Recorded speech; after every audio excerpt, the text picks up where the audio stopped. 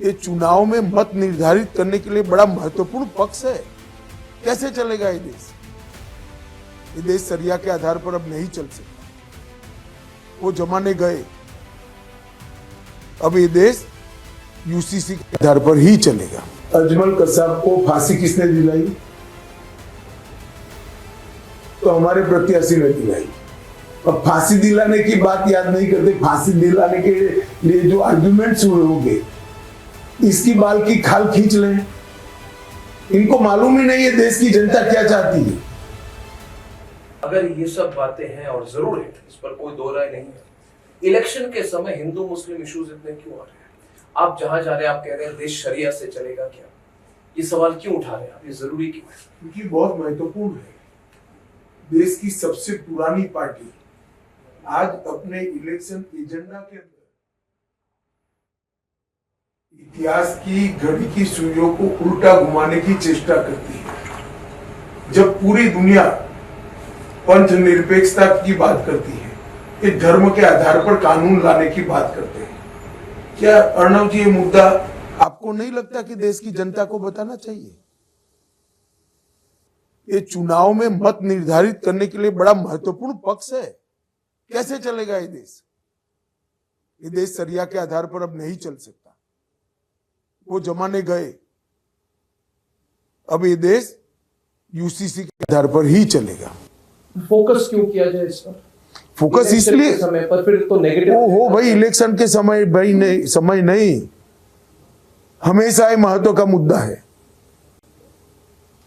ये देश का कानून क्या होगा, ये महत्वपूर्ण बात नहीं लगती क्या आपको? ये बहुत महत्वपूर्ण बात है।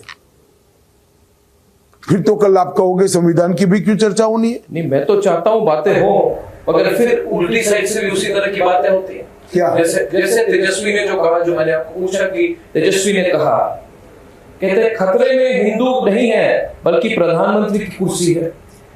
देश के प्रधानमंत्री हिंदू, राष्ट्रपति हिंदू, सभी राज्यों के मुख्यमंत्री, तीनों सेना अध्यक्ष भी हिंदू है। फिर भी ये लोग कह रहे हैं कि धर्म, हिंदू धर्म खतरे में।